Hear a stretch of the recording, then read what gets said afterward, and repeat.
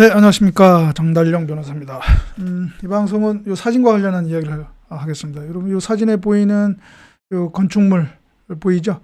바로 이제 지금 잠실에 있는 그 올림픽 주 경기장, 88 서울 올림픽 때 메인 스타디움으로 사용되었던 올림픽 주 경기장입니다. 요 사진은 최근에 서울시가 발표한 그 올림픽 주 경기장 리모델링 그 보도자료의 그 조감도 사진입니다. 지금 사진하고는 조금 다를 수가 있습니다. 그 오늘 제가 왜 이 올림픽 그 이 주 경기장 이야기를 하느냐 하면은, 이게 이제 그 우리도 이제는 좀 그 어떤 역사적인 건물, 보통 뭐 레거시라고 하죠. 거기에 대한 어떤 기본적인 어떤 그런 가치관을 좀 정립할 필요가 있다. 그런 생각이 들어서 그것을 한번 여러분들하고 공유를 할까 합니다.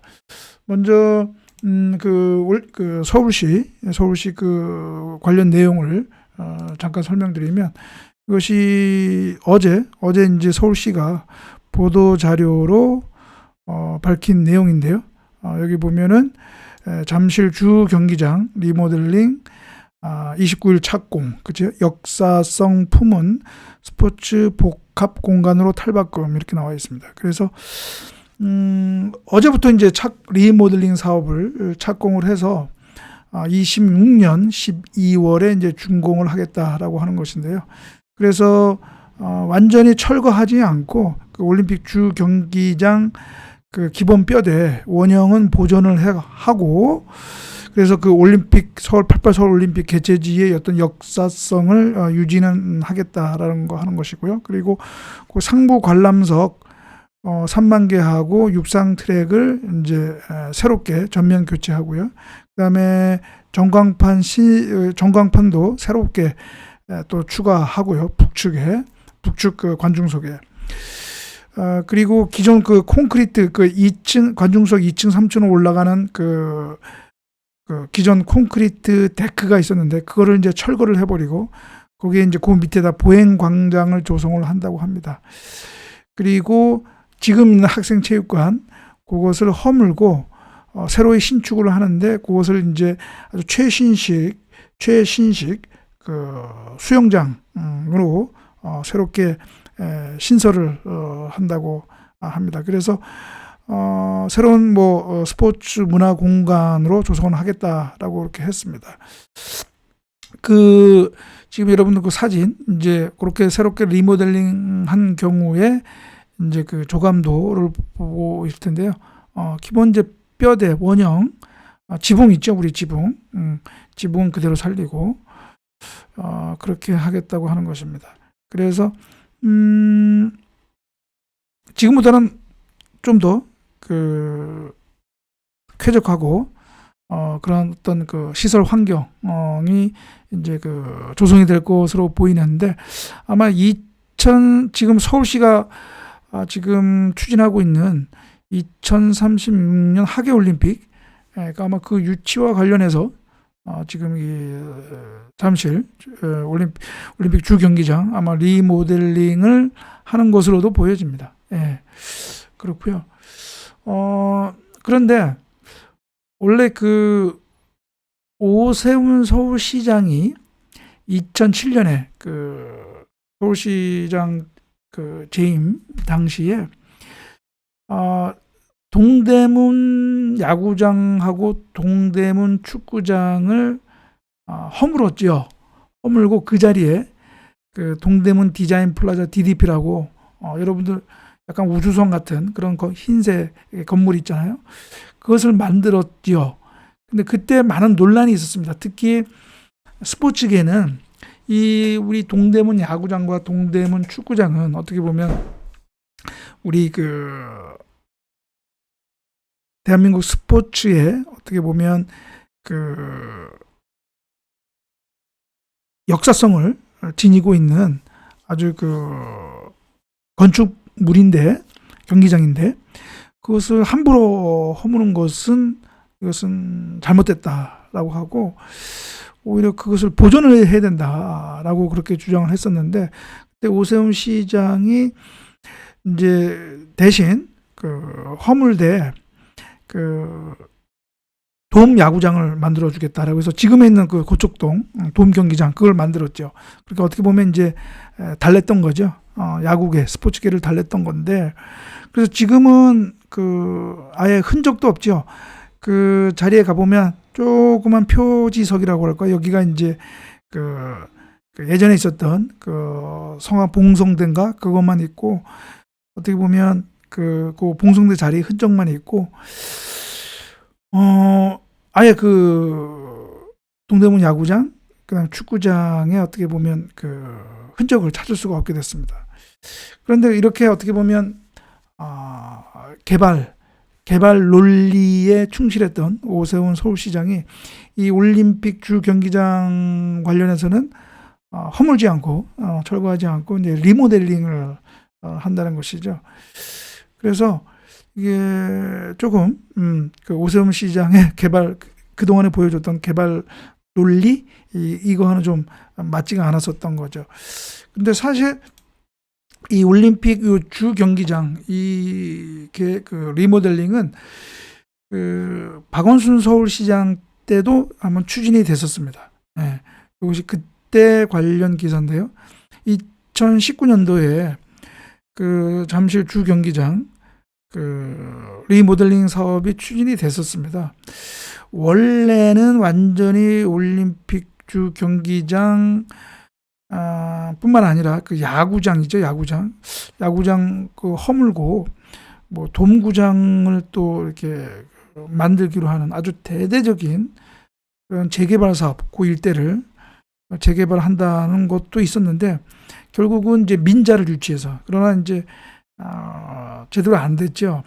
그래서 지금 여러분 화면에 보이는 것처럼 올림픽 주 경기장 리모델링을 하고, 그 다음에 수익 사업으로 뭐 유스 호스텔 뭐 이런 것들을 짓겠다라고 했는데, 이것도 잘 안 됐습니다. 안 됐고, 제가 조금 전에 얘기했던 그 오세훈 서울시장 들어서 좀 검토를 했는데, 그 리모델링, 올림픽 주경기장 리모델링을 하고, 그 다음에 수영장을 새로 짓는 것으로, 그렇게 했죠. 그런데, 이것과 관련해서 제가 오늘 얘기하고자 하고 싶은 것은, 우리는 어떻게 보면 좀,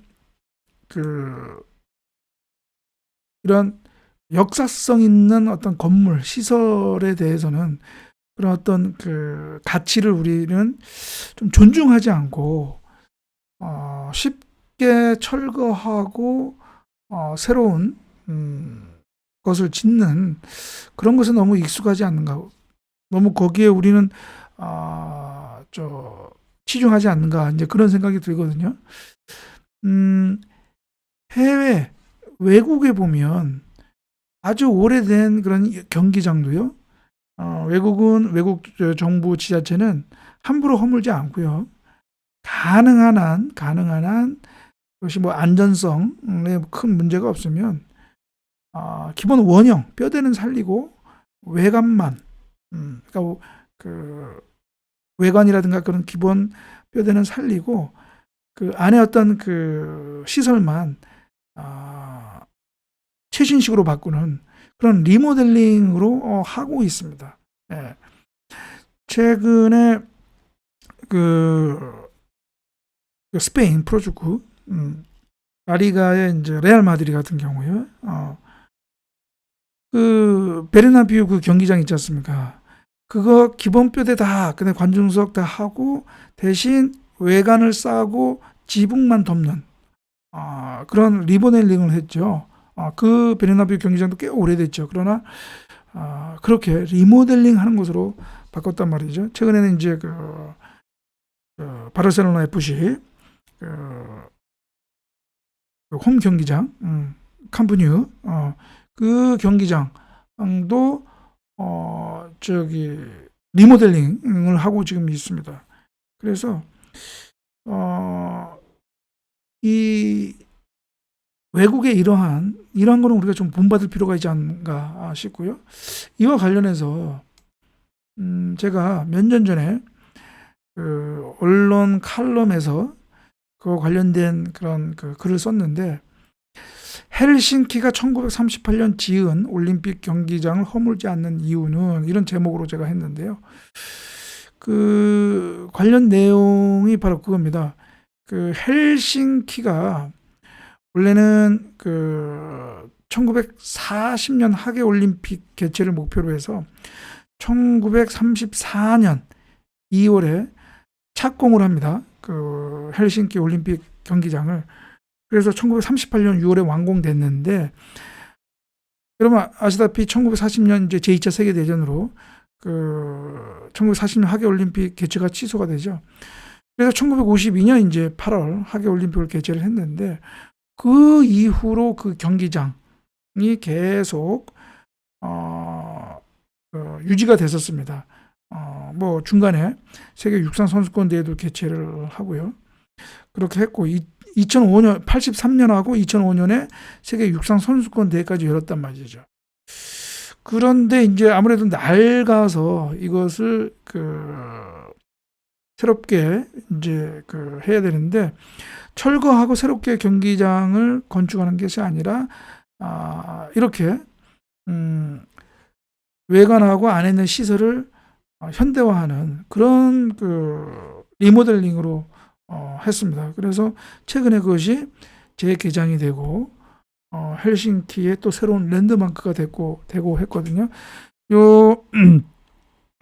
여기 보이는 요 기본적인, 여기 보면 이 헬싱키 올림픽 주 경기장, 이 주 경기장에 어떻게 보면 어떤 상징물이라고 할 수 있는